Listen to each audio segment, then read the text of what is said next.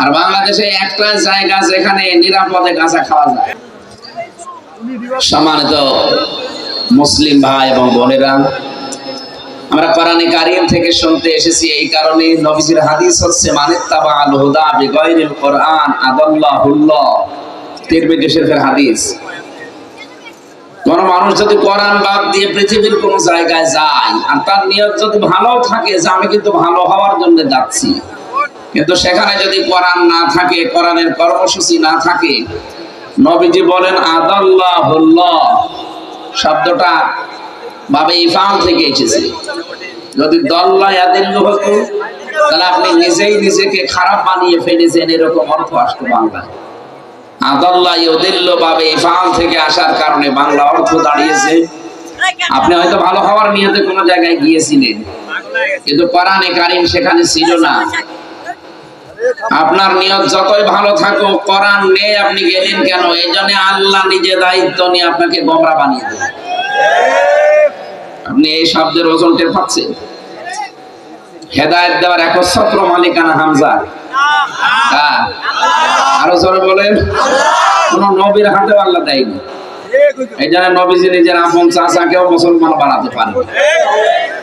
এটা শুধুমাত্র আল্লাহ নিজের হাতে রেখে দিয়েছেন। নবীজি শব্দটাও ঠিক ওইভাবে চয়ন করলেন, আদাল্লাহুল্লাহ। আল্লাহ নিজে তাকে খারাপ বানিয়ে দেবে, গোমরা বানিয়ে দেবে, পথভ্রষ্ট বানিয়ে দেবে। এই হাদিসটা আমরা বিশ্বাস করি 100 ভাগ না 98 ভাগ মানা যাবে। তো এই হাদিসটা এখন বাংলায় ব্যাখ্যা করলে এই কথা বলে না কেন? যদি কোনো আলেম থাকেন এখানে, আপনি দেখেন, জেনারেল মানুষ যদি না বোঝেন, কোরআনে কারীম যেখানে নেই ওখানে ভালো হওয়ার নিয়ত গেলে আল্লাহ খারাপ বানিয়ে দেয়। এর একেবারে বাস্তব প্রমাণ কুষ্টিয়ার লালনের মাজার। মানুষ কিন্তু আপনাদের এলাকা থেকে ভালো হওয়ার নিয়তে যায়, বউ ছেলে মেয়ে বেটার বউ সব নিয়ে চলে যাচ্ছে, খারাপ হওয়ার নিয়ত নেই কারণ, সবাই যাচ্ছে আল্লাহর ওলির মাজারে। কিন্তু ওখানে কি কোরআন আছে? কোরআনের নিয়ম নীতি চলে?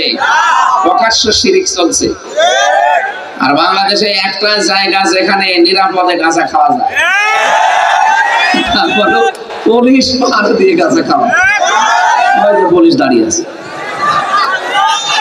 ওরা পাহারা দিয়ে দিয়ে গাঁজা খাওয়ায় যে খা আমরা আছি। সারা বাংলাদেশে একটাই জায়গা আছে। এরপরেও দেখি আমরা এই জায়গাগুলোতে কোরআন নেই, এজন্য মানুষ আগে বিড়ি খেত না, অনেকে এখানে যাওয়ার পরে বিড়ি খায়। আগে গাঁজা খেত না, এখন গাঁজা খায়। ওকে ভালো হয়েছে না খারাপ হয়ে গেছে? কেন খারাপ হয়ে গেল? কারণ আপনি কোরআন নেই ওখানে গেলেন কেন? আজকে থেকে সিদ্ধান্ত নেওয়া যায় না সেই দরবারে কোরআন নেই, কোরআনের কর্মসূচি চলে না, শুধু বাবাদের নিয়ম নীতি চলে। ওখানে যদি ভালো হওয়ার নিয়তেও যান, আপনাকে খারাপ বানাবে কে?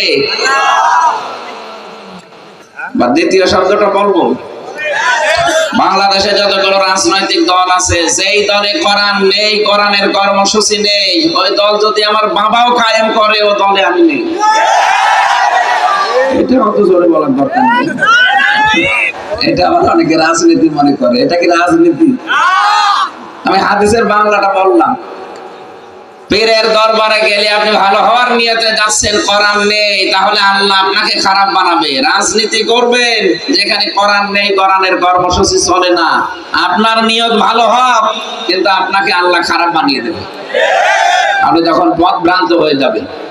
এই জন্য আজকের এই ময়দানে যারা এসেছি কোরআনে কারীম শোনার জন্য, কোরআন যদি না থাকতো, হামজা না হামজার বাবা থাকলেও আসতেন না। সুতরাং কোরআনের জন্য যারা এসেছেন, এই কোরআনের সে ক্ষমতা আছে, হুদাল্লিন নাস, মানুষকে হেদায়েত দিতে পারে, পারে না? এই ক্ষমতা দিয়ে আল্লাহ তাকে পাঠিয়েছেন।